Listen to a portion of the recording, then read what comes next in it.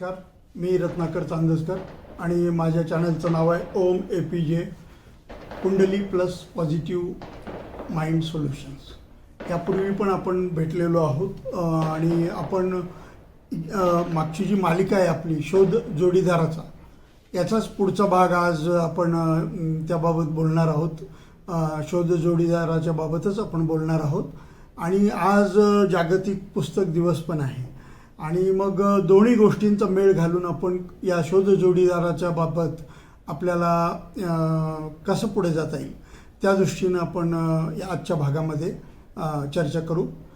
तर एक मुख्य प्रश्न नेहमी तरुणींपुढे असा असतो की मग प्रेमविवाह चांगला का अरेंज विवाह चांगला, किंवा प्रेमविवाह असेल तर मग कुंडली बघायची का नाही बघायची, हा एक प्रश्न नेहमी मनात येतो. आणि दुसरं म्हणजे कुंडलीमध्ये प्रेमविवाहाचे योग असतात का, हा एक आणखी तिसरा प्रश्न. तर एक प्रश्न, पहिल्या प्रश्नाचं मी उत्तर देतो की प्रेमविवाह असं काही ठरवून करता येत नाही. आणि प्रेम हे प्यार हो जाता है म्हणल्यासारखं प्रेम हे होत असतं आपोआप. काही ना काही कारणाने तुम्ही भेटता, बोलता आणि त्यानिमित्तानं मग तुमची ओळख होते आणि मग पुढे विवाहाच्या प्रस्तावापर्यंत तुम्ही जाता. तर माझं असं याबाबतीत सजेशन आहे की ज्यांनी निर्णय केला आहे की आता आमचं प्रेम जुळलेलं आहे आणि आम्हाला विवाह करायचा आहे, तर त्यांनी कुंडलीच्या बाबतीत कुंडली पाहण्याच्या बाबतीत दूर राहिलेलं निश्चित चांगलं राहील. कारण की एकदा कुंडली बघितली की मग मनात शंका उपस्थित होतात आणि मग विनाकारण आपलं जीवन म्हणजे चिंतेमध्ये किंवा विवंचनेमध्ये जातं. तर त्यामुळं ज्यांचं प्रेम जुळलेलं आहे आणि विवाह करायचं नक्की झालेलं आहे त्यांनी कुंडलीच्या बाबतीत म्हणजे या भानगडीत पडू नये असं माझं सल्ला राहील. आणि दुसरं म्हणजे कुंडलीमध्ये योग असतात का, तर कुंडली ही नेहमी इंडिकेशन्स दाखवत असते. म्हणजे तुमच्या जीवनाचं एक बजेट प्रोव्हिजन ती दाखवत असते. आणि विवाहस्थानाच्या संदर्भामध्ये जेव्हा 5व्या स्थानाचं कॉम्बिनेशन येतं किंवा 9व्या स्थानाचं कॉम्बिनेशन येतं, तर त्यावेळेस काही संकेत आपल्याला मिळतात की प्रेमविवाहाचे योग या पत्रिकेत आहेत. आणि त्याला मग सपोर्टिंग काही ग्रह पण असायला हवेत. पण कुंडलीमधून थोडेसे योग आहेत हे नक्की डायरेक्शन आपल्याला मिळतं. आणि आता तिसरा प्रश्न आहे की कुंडलीच्या बाबतीत आपल्याला आणि पुस्तकांचं कसं मदत होईल या शोध जोडीदाराच्या बाबतीत. तर कुंडलीचा विषय जर आपण बाजूला ठेवला प्रेमविवाहाच्या बाबतीत, तर माझं असं सजेशन आहे की आज पुस्तक दिवस पण आहे आणि मी स्वतः वाचाल तर वाचाल हा कार्यक्रम करत असतो. म्हणजे विद्यार्थ्यांसाठी विशेषतः आतापर्यंत तरुणींसाठी मी केला नाही, पण विद्यार्थ्यांसाठी मी करतो व्यक्तिमत्व विकासाच्या दृष्टीनं. पण आज जे विवाह उत्सुक तरुणी आहेत त्यांना मला विनंती करायची आहे किंवा माहिती द्यायची आहे की आज बाजारामध्ये किंवा ॲमेझॉनवर आपला जोडीदार निवडण्याच्या बाबतीत काही चांगली पुस्तकं उपलब्ध आहेत. मी 2-3 पुस्तकं या ठिकाणी दाखवतो, ज्याच्यामध्ये सूर जुळताना नावाचं एक छान पुस्तक आहे जे मी वाचलेलं आहे आणि ज्याचा उपयोग पण मला झालेला आहे म्हणजे माझ्या जवळच्या तरुणींच्या बाबतीत. त्यानंतर happylagna.com हा एक त्याचा पार्ट 1 आणि पार्ट 2 आहे. तर त्याच्यामध्ये विवाहानंतर तुम्ही समायोजन कसं करायचं हा पार्ट 2 आहे आणि विवाहपूर्व समायोजन कसं करायचं तो पार्ट 1 आहे. तर हा एक पुस्तक उपलब्ध आहे.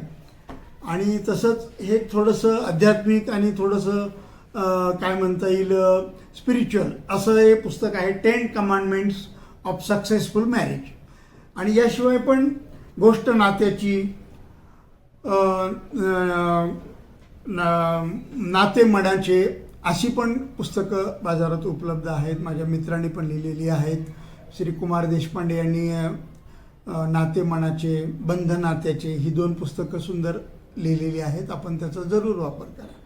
तर या पुस्तकाच्या बाबतीत आज पुस्तक दिवसाच्या दृष्टीनं मी सर्वांना शुभेच्छा देतो आणि मी स्वतः विनंती करतो की आपण पुस्तकं मोबाईलवर वाचण्यापेक्षा प्रत्यक्षात पुस्तकं वाचावी, खरेदी करावी. माझा स्वतःचा असा संग्रह आहे. आणि सकाळनी जी स्पर्धा आयोजित केली होती, selfie with your book store, तर त्या स्पर्धेत पण मी भाग घेतलेला आहे आणि कदाचित ते वृत्तपत्रामध्ये त्याबद्दल माहिती येईल.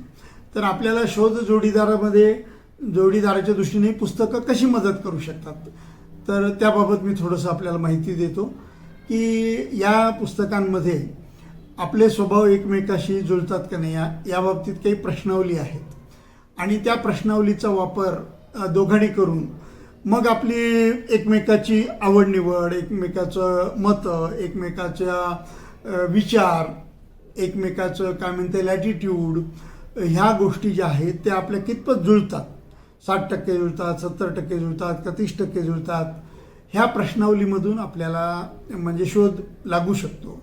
आणि डिटेलमध्ये जाऊन तुम्ही जर याचा अभ्यास केला आणि वापर केला तर नक्कीच चांगला जोडीदार तुम्हाला निवडण्याची संधी या पुस्तकांच्याद्वारे मिळेल. तसंच त्यानंतर मग नातेसंबंधामध्ये विवाह झाल्यानंतर जे समायोजन करावं लागतं त्या बाबतीतली पण माहिती आहे. म्हणजे विवाहाच्या संदर्भात ज्या ज्या गोष्टी निगडीत आहेत त्या सर्व बाबतीत माहिती या पुस्तकांमधून आपल्याला मिळू शकते. आता कुंडलीच्या बाबतीत जर आपण विचार केला तर आपण षडाष्टक योगाबद्दल बोललो, मंगळाबद्दल बोललो, एक नाड आहे का त्याबद्दल बोललो आणि ज्या काही विवाहाच्या साईटवर आपण मॅट्रिमोनी साईटवर गेल्यावर ज्या काही गोष्टी आपल्याला अपेक्षित विचारल्या जातात तर त्यापैकी एक गोष्ट मला सांगायची आहे आवर्जून की त्यावर कॉम्पॅटिबिलिटी टेस्ट एक दिलेली असते. आणि माझ्या असं लक्षात आलं, म्हणजे माझ्या मुलामुलींच्या बाबतीत जेव्हा मी त्याचा वापर केला तर असं लक्षात आलं की त्या कॉम्पॅटिबिलिटी टेस्टमध्ये जे रिझल्ट दाखवतात ते बऱ्याचदा चुकतात. याचं कारण असं असतं की त्याच्यामध्ये जे जे प्रश्न विचारलेत त्या सगळ्या प्रश्नांची उत्तरं एकतर काही प्रश्नांची उत्तरं दिलेली नसतात किंवा काही प्रश्नांची उत्तरं अंदाजपंचे दिलेली असतात. खरं म्हणजे ती प्रश्नावली नीट सिरियसली विचार करून भरायला पाहिजे आणि सर्व प्रश्नांची उत्तरं दिली पाहिजेत. तरच तुमचं कॉम्पॅटिबिलिटी एकमेकाशी किती जुळते, म्हणजे तुम्ही एकमेकाला किती अनुरूप आहात हे त्यावरून जर आपल्याला म्हणजे समजून घ्यायचं असेल तर ती कॉम्पॅटिबिलिटी टेस्ट ही तुम्ही नक्की सोडवली पाहिजे त्या मॅट्रिमोनी साईटवरची. त्या व्यतिरिक्त मग ही पुस्तकं आहेत, याच्यामध्ये पण कॉम्पॅटिबिलिटी टेस्टबद्दल माहिती आहे, कॉम्पॅटिबिलिटी कशी चेक करायची त्याबद्दल माहिती आहे. तर या सगळ्या गोष्टींचा आपण जरूर वापर करावा. आणि पुस्तक दिनाच्या निमित्तानं मी पुस्तकांची पण मदत घ्या असं रिकमेंड करेल. त्यानंतर समुपदेशन पण उपलब्ध आहे. मी स्वतः पॉझिटिव्ह सायकोलॉजीचा कोच म्हणून कोर्स केलेला आहे आणि त्या बाबतीत सुद्धा तुम्हाला मार्गदर्शन म्हणजे मी करू शकतो. आणि त्या बाबतीत इतरही ठिकाणी समुपदेशक आपल्या जवळच्या शहरात, आपल्या पुणे शहरात, औरंगाबाद शहरात उपलब्ध आहेत. आणि माझी जरूर विनंती आहे की प्रेमविवाहाच्या बाबतीत तरी असे झटपट निर्णय घेऊ नयेत, पुरेसा वेळ घ्यावा. समुपदेशन तर अवश्य घ्यावं. एक वेळ कुंडली नाही बघितली तरी चालेल, पण समुपदेशन कॉम्पॅटिबिलिटी आपली 100% किंवा 70% जुळते का या बाबतीत आपली स्वतःची खात्री करून घ्यावी, पालकांनी पण खात्री करून घ्यावी अशी आपल्याला विनंती राहील. आजच्या पुस्तक दिनाच्या शुभेच्छा देऊन आजचा भाग मी संपवतो. जय हिंद, जय महाराष्ट्र.